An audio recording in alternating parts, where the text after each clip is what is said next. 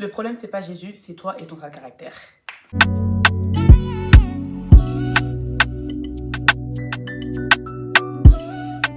Hello guys, j'espère que vous allez bien. Comment on se retrouve pour une nouvelle vidéo. Aujourd'hui, comme vous avez pu le voir sur le titre de la vidéo, aujourd'hui je vais parler de moi, encore. Mais je vais parler de mon caractère avant Christ, de mon changement, de ma fausse façon de penser. Car avant, je pensais que voilà, il ne suffisait juste de donner sa vie à Christ et puis voilà, je ne devais plus rien faire pour avoir un changement radical dans ma vie.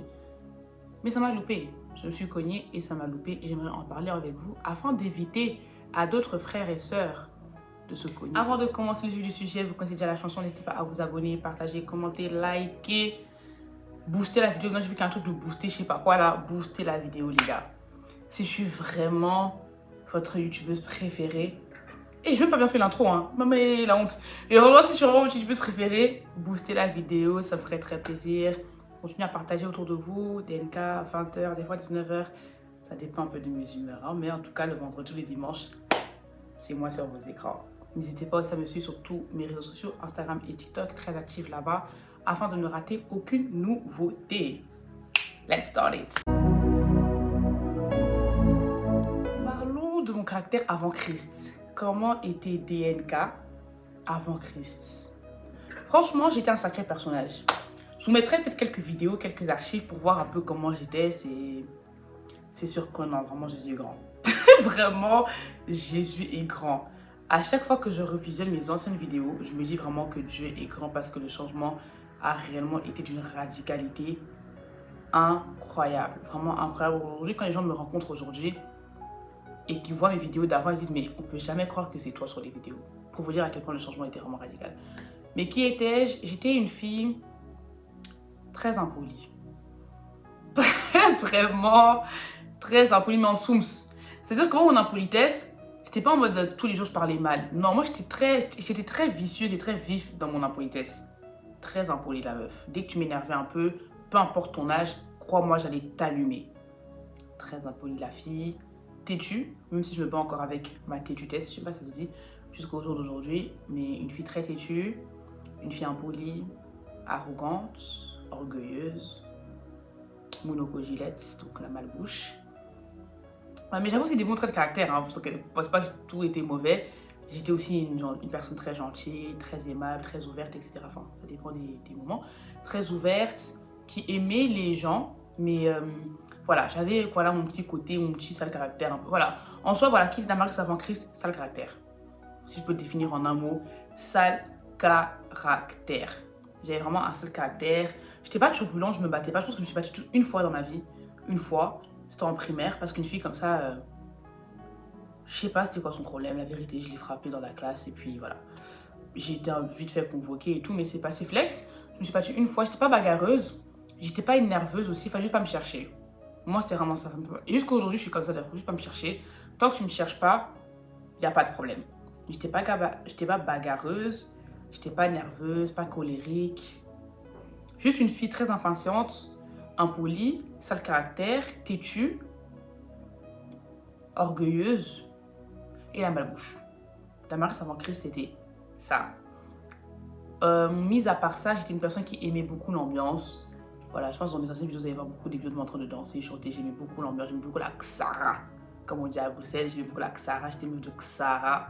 Moi, tous les week-ends, j'avais une fête, que ce soit fête d'anniversaire. Mais beaucoup, en tout cas, tous les week-ends, j'avais une fête d'anniversaire. Parce que les gens pensent beaucoup, quand j'étais meuf de Xara, c'est que j'allais en soirée, tout ça. Non, non. Moi, les trucs de boîte, soirée, c'était pas mon délire parce que je m'y retrouvais pas. Moi, j'aimais juste les fêtes d'anniversaire. Pourquoi? Parce que de base, j'aime aussi les anniversaires. Vous voyez ma maman qui est là, sur le portrait là, la big narcissique. Toute ma vie, elle m'a fêté chaque anniversaire. Donc de mes 0 ans jusqu'à mes 21 ans là, j'ai toujours eu le droit à un anniversaire. Ma mère, c'est vraiment une personne qui a grandi aussi comme ça. Ma grand-mère a toujours fait ses anniversaires. Donc elle aussi, à son tour, avec ses enfants, elle a toujours eu l'habitude de fêter les anniversaires. Ce qui fait que moi, j'aime les anniversaires. Jusqu'à aujourd'hui, j'aime célébrer la vie. Moi, si tu me dis que non, je fais pas mon anniversaire, avec moi, impossible. J'aime célébrer la vie, ce qui fait que chaque week-end, j'avais un anniversaire. Mais vous connaissez l'époque là des 2022, 2021, 2023, les anniversaires mondiaux et tout. Moi aussi, j'en ai fait un d'ailleurs. Je pense que beaucoup m'ont connu aussi comme ça, hein, Damaris, DNK's Birthday, Flash Mob et tout. Donc moi, chaque week-end, j'avais un anniversaire, j'aimais trop la Xara, moi j'aimais sortir et tout. Meuf d'ambiance. Voilà, ça c'est la partie avant Christ. Là maintenant, c'est la partie où je donne ma vie à Christ et je me fais baptiser. Donc, moi, j'ai donné ma vie à Christ le 4 mai 2020 et je me suis fait baptiser le 29 juillet 2023.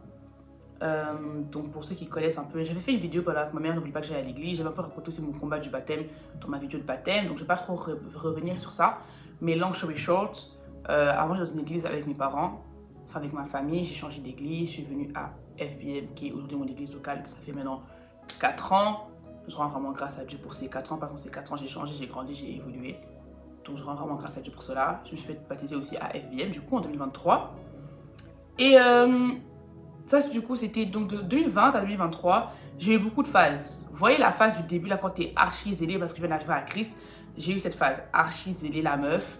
Elle vient d'arriver à Christ. J'avais déjà un compte où je parlais pour Christ. Je m'appelais Jeunesse pour Christ. Je mettrai une vidéo ici. J'exhortais. Donc, moi, vraiment, moi, pasteur. J'exhortais chaque révélation que Dieu me donnait. Et ce qui est bien, c'est que vraiment, je rends grâce à Dieu parce que vraiment, Dieu me parlait beaucoup. Et surtout à travers de la parole et dans les songes. Franchement, je rêvais beaucoup. Dieu me parlait beaucoup. Vraiment, c'est un truc vraiment qui m'a jamais quitté. Donc, de mon début de zèle là jusqu'à aujourd'hui, Dieu me parle beaucoup à travers de la parole et les songes, etc. Donc, moi, dès que j'avais une petite révélation vidéo. Donc, moi, vraiment, avant d'arriver sur YouTube, Instagram, c'était ma plateforme, ma safe place. Je parlais par rapport à Jésus, je partageais mes expériences, je partageais des versets bibliques et tout. Donc vraiment, tu vois, la meuf, elle est le zèle du début là. Le zèle du début, 2020, 2021, 2022, 2023, je me fais baptiser. Mais bizarrement, je me fais baptiser, je donne ma vie à Christ, mais le seul caractère là, l'impolitesse, la bouche, tout ça, des fois la vulgarité, la xara là, ne quitte pas ma personne.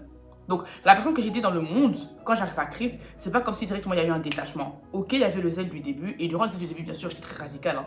J'ai arrêté la musique mondaine, kata comme ça, j'ai tout supprimé de mon téléphone. Certaines amitiés, j'ai kata aussi comme ça, c'est vraiment des choses à pas faire. Hein. Être radical comme ça, des fois c'est bien, mais il faut aussi, bref, la sagesse de la radicalité. Mais j'y reviendrai à la fin. J'ai kata certaines amitiés comme ça, j'ai arrêté très franchement, radical, la meuf, radicale. Mais je ne savais pas que, ok, j'étais radicale, c'est bien, je parlais de Jésus. Cette époque-là, on était en confinement. Donc c'est facile. La vérité, quand il n'y a rien à faire, c'est trop facile de se consacrer. Quand il n'y a pas de distraction, des trucs qui peuvent t'embêter, te déranger, c'est trop facile de rester concentré, de rester consacré à Christ et que ta vie de prière soit toujours alimentée, la méditation et tout. C'est super facile. Dès que le confinement est terminé, qu'on est arrivé en 2022, 2023, la bataille a commencé. C'est là où j'ai vu que, ah ouais, cette marche avec Christ là, c'est pas des lol. C'est pas des lol. Et ce qui est drôle, c'est que moi, je pensais qu'en donnant ma vie à Jésus, du coup, en 2020, et quand je voyais aucun combat, souvent beaucoup me disaient que ouais, non, c'est amené des combats. Moi, je voyais pas les combats. Les gars, je lui ai donné ma vie à Christ et tout. J'ai fait la prière du salut, tout ça. J'ai changé d'église. Aucun combat, la vérité. Moi, je voyais pas de combat et tout. Ok, il y avait le combat de changement d'église, mais ça, c'est normal. Donc, moi, par ça, je me dis, oh, moi, la vie en Christ, ça, c'est bien. Tout beau, tout rose. Hi, Mago. Tu vas lire l'heure.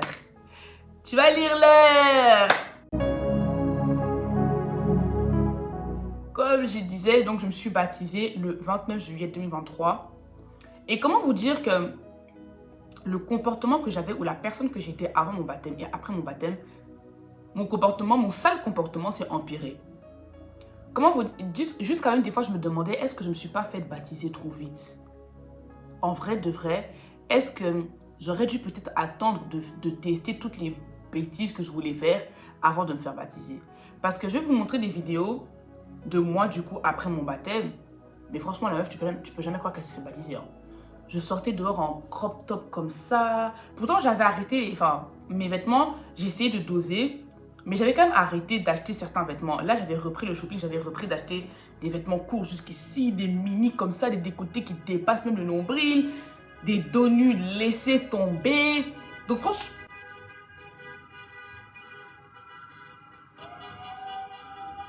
Désolée. Pourtant, mon quartier, c'est un quartier calme. Je n'ai pas compris le délire. Donc, je reprends.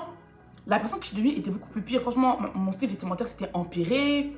Je testais l'alcool, je testais les puffs. À l'époque, là, je testais comme je ne pouvais pas fumer, je testais les puffs, chicha. Franchement, en fait, je testais tous les trucs que je ne faisais pas à l'époque. Et je me suis posé la question, musique mondaine, j'ai repris, mais de fou malade. Là, les playbacks et tout sur des musiques mondaines. Je me suis dit, mais Damaris, toi, finalement, tu t'es fait baptiser ou bien c'était pas baptême? C'était juste peut-être, je sais pas, tu t'es fait baptiser, Margot, parce que ton comportement là, ça colle pas. Hein. Ça colle archi pas. Et je vais pas vous mentir, ça m'avait énormément attristé. Je me suis même fait percer, j'étais à ça. Mais vraiment, quand je vous dis à ça, c'est vraiment à, même ça, c'est grand. À ça, de me faire percer, de me faire tatouer. Dieu merci, j'ai pas fait parce que je pense que j'aurais regretté toute ma vie entière. Mais bref, je me suis pas fait tatouer, mais j'étais à ça de le faire. Et tout ça, après mon baptême. Pourtant, j'avais fait la prière du salut, j'avais donné ma vie à Christ. Comme je l'ai dit au début, là, j'avais une certaine radicalité. Mais là, j'étais tellement... En fait, moi, c'est même pas... Je suis retombée dans ce que j'ai vomi. J'ai replongé dans ce que j'avais vomi. Pour vous dire en bas à quel point j'étais retournée dans le monde. Et j'étais très déçue de moi-même parce que je me disais, Damaris, ah, quelle rétrogradation. Jusqu'à je suis même partie voir Fali. Donc franchement, pour vous dire à quel point la meuf, j'avais rétrogradé. J'avais repris des anciennes habitudes et c'était même amplifié. Et je me suis posé la question, je me suis dit, mais Seigneur, qu'est-ce qui se passe? Est-ce que la consécration que j'avais au début était une fausse consécration? Est-ce que la consécration que j'avais au début était juste due à mon excès de zèle? Est-ce que je n'étais pas consciente de la prière que je faisais en 2020? Est-ce que je n'étais pas consciente de l'acte que je faisais en 2023? J'ai eu beaucoup de regrets de mon baptême. Je pensais même des fois à me rebaptiser parce que je me disais, Seigneur, je pense que là, je n'étais pas consciente. Je sais pas. Je n'étais pas consciente du pas que j'ai fait. Mais après beaucoup de réflexion, j'ai compris une chose. C'est que la marche avec Christ, comme on dit, c'est une marche. Au début, ça peut être tout beau, tout rose. Et je pense que pour tout chrétien, lorsqu'on arrive à Christ dès le début, c'est tout beau, tout rose. On passe par des très bons moments, etc. Il n'y a pas de combat, rien. Ta chair, on dirait, elle n'existe même pas tellement t'es spiritus. T'es consacré. Tu bâtis une vie de consécration. Ta vie, elle reste sur l'autel. Le feu, là, il est allumé, il ne s'éteint point. Mais il ne faut pas oublier que c'est une marche. Et durant la marche, tu peux trébucher. Durant la marche, tu peux tomber. Durant la marche, tu peux dévier parce que c'est une marche. C'est une marche. En fait, moi, la marche avec Christ, j'avais vraiment comme une longue route. Mais il y a plusieurs chemins. C'est-à-dire que c'est une marche, tu marches et il va y avoir un chemin qui va à gauche. Et puis, il peut y avoir un chemin qui va à droite. Un chemin qui va tout droit, qui va derrière. C'est une marche avec beaucoup de chemins que tu peux emprunter. Et il ne faut pas oublier dans tout ça que Dieu nous laisse aussi le libre arbitre de son plein gré. Parce que, ok, tu lui donnes sa vie, tu lui donnes ta vie et que maintenant c'est lui qui vit en toi. Mais dans tout ça, il donne toujours à l'homme le libre arbitre de choisir et d'être responsable de ses actes. Et d'être responsable de ses actes. Et moi, quand tout ça s'est passé, je regrettais. Mais quand j'ai compris que la vie en Christ était une marche, on est arrivé en 2024 et je me suis reprise en main. J'ai rebâti ma personne, ma relation avec elle. En fait, j'ai refait une prière de repentance. Et je pense même avoir... non, j'ai pas refait la prière du salut, mais je me suis vraiment redonnée à Christ. C'est-à-dire que Seigneur, il fut une fois où je t'ai donné ma vie, mais je n'avais pas compris que cette marche nécessitait aussi des efforts de ma part. Parce que comme je vous disais, moi je pensais que voilà, j'ai donné ma vie à Christ, c'est bon, il n'y a plus d'efforts à faire, c'est bon, c'est tout beau, tout rose. Non. Ok, tu donnes ta vie à Christ, ok, il prend la place dans ton cœur, mais il attend aussi à ce que de toi-même, tu as tes responsabilités. Il a sa part, mais tu as aussi ta part à faire. Donc en 2024, j'ai enfin accepté de faire aussi ma part. Et c'est comme ça où on en est arrivé jusqu'au jour d'aujourd'hui. Je ne dis pas qu'au jour d'aujourd'hui, je ne trébuche pas. Je ne dis pas qu'au jour d'aujourd'hui, je ne fais pas d'erreur. Je ne dis pas qu'au jour d'aujourd'hui, il ne m'arrive pas de tomber. Mais ce qui est sûr, c'est que je fais en sorte de ne pas rester à terre. L'erreur qu'on fait souvent, c'est que lorsqu'on voit qu'on est tombé ou qu'on a rétrogradé ou qu'on est retourné en arrière, qu'on retourne à ce qu'on a vomi, on reste parce qu'on culpabilise. Mais j'aimerais vraiment rappeler à une personne que lorsque tu t'éloignes, le Père, lui, ne s'éloigne pas. Il reste à la même place et il attend à ce que toi, tu reviennes à la maison, tout simplement. Et j'aime Christ, j'aime Dieu parce que c'est vraiment un gentleman. Il ne va pas défoncer la porte, venir et rentrer comme ça par infraction, non. Il toque et il attend à ce que toi, tu l'ouvres. Si toi, tu restes dans la culpabilité en pensant que oui, voilà, non, je l'ai rejeté, je suis partie loin, etc. Non. Donc franchement, quand vous vous éloignez là, n'oubliez pas que c'est vous qui vous éloignez, mais pas lui. Lui, il reste à sa place et il attend tout simplement que tu rentres à la maison. Maintenant, comment est-ce que moi j'ai fait pour revenir à la maison? Parce que c'est plus facile à dire qu'à faire, pas vous mentir. C'est plus facile qu'à dire qu'à faire, de revenir à la maison. Mais comme je l'ai dit, en 2024, j'ai vraiment fait cette prière, Seigneur, je te redonne ma vie. Et je pense que la délivrance ou le premier pas vers Christ commence tout simplement par la prise de conscience. Le changement commence par la prise de conscience. Et moi, je pense que c'est ma prise de conscience qui a fait en sorte que je reprenne ma vie de consécration, ma vie de prière, ma vie de méditation en main, en étant consciente que, ok, je peux réellement changer, ce sale caractère va partir, toutes ces envies charnelles, arrêtons de me combattre à ce stade-là que je tombe, si moi-même je prends mes responsabilités et si j'accepte vraiment de mettre une croix. En fait, non seulement si j'accepte de mettre une croix, mais aussi si je m'admets à moi-même que ces choses-là me plaisent et que je suis attirée à ces choses. Parce que, faut pas oublier, comme je vous ai dit, la Damaris d'avant, elle a grandi comme ça. Sachant déjà que mes deux parents sont des parents très ambianceurs, des parents vida loca qui aiment la vie, qui aiment la fête. Je devais commencer à m'admettre que, ok, j'aime la fête, j'aime Xar, j'aime sortir. J'aime mon côté impoli, j'aime mon côté de sale caractère parce que c'est ça qui me fait stand on my position, c'est ça qui fait en sorte que les gens ont un peu peur de moi. Enfin, j'aime mon impoli. En fait, je devais m'admettre que, ok, j'aime ma vie, j'aime donc ma chair, tout ça est attiré par la personne que je suis de base. Et le fait d'abandonner ça sur l'autel pour devenir une nouvelle personne, c'est dur. C'est pour ça que je dis que tout commence par la prise de conscience et aussi la sincérité parce que tu peux mentir aux hommes et même à toi-même, mais tu mens pas à Dieu. Et tôt ou tard, la vérité finira toujours par tomber et cette vérité finira par t'affranchir. Et surtout, cette vérité finira par te... Ça va venir... En fait, si tu ne t'admets pas le plus vite possible, ça va venir comme un coup, comme ça. Et quand tu vas te frapper la tête là par terre, c'est là où tu vas te réveiller. Donc moi, premièrement, j'aimerais vraiment dire à une personne comment revenir à la maison. Premièrement, prise de conscience et sois honnête envers toi-même. Arrête de te mentir et faire l'hypocrite envers toi-même. Arrête d'être hypocrite envers toi-même. Admets-toi juste que voilà, je suis comme ça. Il faut un changement. Parce que tant que tu n'es pas honnête avec toi-même ou que tu ne prends pas une certaine conscience de la personne que tu es et qu'il faut un changement, tu ne vas pas changer. Tu as beau faire 10 millions de prières de repentance, tu as beau revenir devant l'autel pour qu'on prie pour toi, tu as beau faire tous les actes possibles, tu as beau aller te rebaptiser s'il faut, ça ne va pas changer le fait que tant que tu n'admets pas tes faiblesses, que tu ne prends pas conscience de tes faiblesses et de tes imperfections, tu ne vas pas changer. Tu vas finir par accuser Dieu. Mais Seigneur, je ne change pas, pourtant j'ai prié. Mais Dieu va te dire que mais le problème, c'est pas moi. Le problème, c'est toi. Et des fois, même, on aime trop accuser Satan alors que Satan n'a rien à voir. Il est même pas en train de te combattre. Tu te combats toi-même. Donc, premièrement, prise de conscience et l'honnête. Deuxièmement, accepte la circoncision intérieure. Il y a un verset sur lequel j'ai médité hier. C'était dans le livre de Jérémie. Et le verset m'a plutôt touchée. Le verset m'a plutôt touchée. Et le verset disait ceci. Laissez-moi juste le... Voilà. Donc le verset disait, « Le Seigneur déclare, le jour vient où j'agirai contre tous ceux qui sont uniquement circoncis dans leur corps. » C'est Jérémie 9, 24. Et il y a beaucoup de choses qui m'avaient marqué dans ce chapitre, mais ce verset a attiré mon attention parce que je me suis dit, Dieu parle ici de la circoncision. On sait tous ce que c'est la circoncision. Voilà, c'est le fait de couper un morceau, je pense, dans l'engin masculin. Enfin bref, je pense que tout le monde sait c'est quoi la circoncision. Si on ne sait pas, je mettrai la définition juste ici. Et je me suis dit, ok, la circoncision, au-delà des trucs traditionnels, etc., c'est quelque chose qu'on coupe. Vous savez que la circoncision, c'est une séparation. La circoncision, c'est un sacrifice. La circoncision, c'est se faire mal.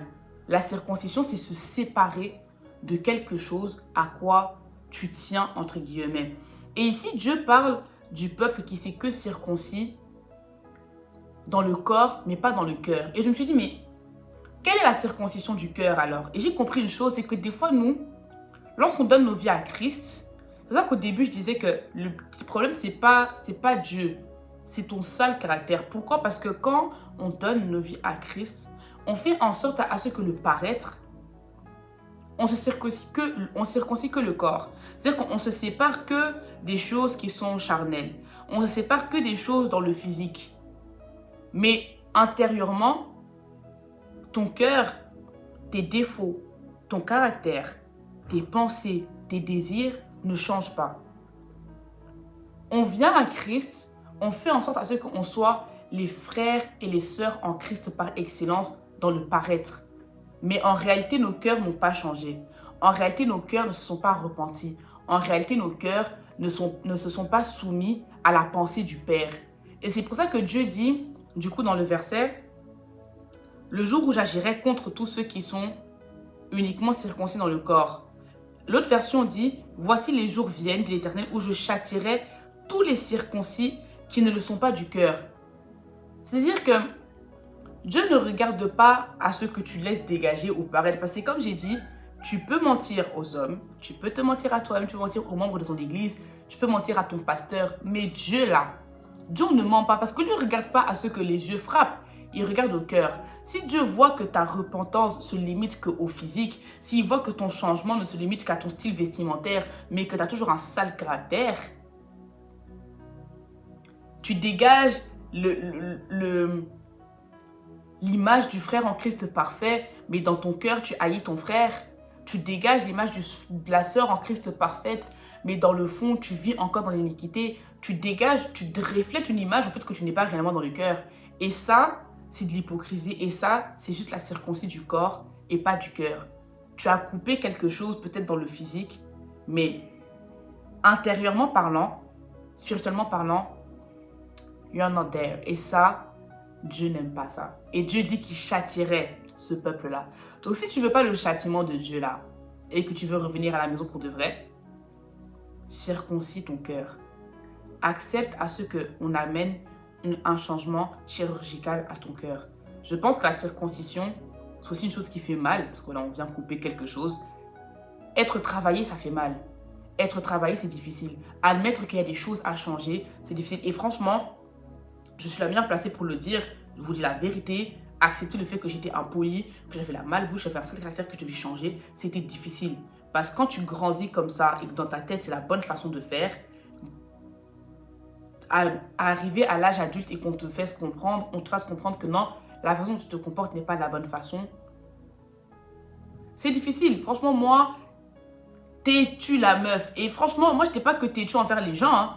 Moi, c'est même Dieu. Dieu, je pense que Dieu, vraiment, c'est vraiment le Père aimant qu'il pense être. Combien de fois Dieu peut m'envoyer des signaux et tellement je suis têtue, je vais quand même faire ce que moi j'ai envie. Mais quand je finis par me frapper la tête, là, c'est vers lui que j'ai imploré, il me dit, ma fille, qu'est-ce qu'il y a? Toi et ton sale caractère, trop têtu. Je te dis A, tu pars faire Z. Et puis quand tu fous la merde, tu viens pleurer chez moi. Mais pourquoi tu viens pleurer chez moi en fait? C'est toi et tes choix. Bah choix nayo, bah conséquence nayo. Donc franchement les gars, premièrement j'ai dit vérité, prise de conscience. Deuxièmement, circoncis ton cœur. Accepte, ça fait mal, je sais, mais accepte le changement dans ton cœur. Accepte premièrement de changer intérieurement avant de vouloir refléter ce que tu n'es pas. Parce que tôt ou tard, ton vrai caractère finira par être exposé. Tôt ou tard, tes vraies envies finiront par être exposées. Un jour, un jour tu seras élevé et quand tu es élevé là, tous les spotlights sont sur toi. Il n'y a pas moyen de cacher. Tu vois, quand tu es un peu inconnu dans le game, tu peux encore un peu cacher. Mais dès que tu commences à être élevé à un certain niveau, tout le monde te regarde. Tout le monde te regarde. Il n'y a même pas moyen de... Tes défauts, là, ça va se voir. Ton vrai caractère, tes vraies envies, tes vrais désirs vont se voir. Donc franchement, range-moi ça vite. Range-moi ça vite. On aime trop passer l'étape du brisement, de la chirurgie spirituelle, du changement du cœur. On aime trop précipiter les choses. On veut être élevé vite, vite, vite. On veut accomplir nos missions vite, vite, vite. Mais dans tout ça là, si tu ne changes pas réellement et que ton cœur n'est pas vraiment circoncis, tu risques de faire des dégâts là où Dieu t'enverra. Donc circoncis-toi d'abord. Et dernière chose que je pourrais dire, c'est ne reste pas dans la culpabilité. L'ennemi est super intelligent. Il va tellement t'empêcher de passer par cette étape, il va te garder dans le truc, non, moi j'ai raison, moi, non, moi un truc. Et même quand tu seras tombé ou quand tu auras trébuché, c'est ce que je disais tout à l'heure, tu vas rester dans ton coin en pensant que je suis trop sale pour revenir à Christ ou je ne peux pas revenir à Dieu, je n'en suis pas digne. Mais regardez juste l'histoire du fils prodige. Il s'est éloigné de son père et lorsqu'il est revenu, il pensait que son père allait le rejeter, mais au contraire, son père a demandé à ce qu'on fasse un grand festin parce que son fils est revenu à la maison. La Bible dit encore qu'il y a une grande joie dans le ciel lorsque une seule personne, ne serait-ce qu'une seule personne. On n'a pas dit 10, une seule. Et la Bible dit encore que le berger est en capacité de laisser ses 99 brebis pour aller chercher la seule qui est perdue. Laisse-moi te dire, mon frère, ma soeur, que si tu t'étais perdu, si tu étais tombé, si tu avais trébuché, c'est pas grave. Ne reste juste pas à terre. Relève-toi et reviens à ton père. Ton père t'attend à la maison. Comme le fils prodige, accepte seulement que tu as fauté et reviens. Et si tu reviens réellement avec un cœur sincère, crois-moi que Dieu est prêt à te pardonner. Il est prêt à te pardonner, prêt à essuyer tes larmes et à tourner la page. Mais toi aussi, pardonne-toi toi-même. Reste pas dans cette prison où l'ennemi essaie de te mettre de la culpabilité.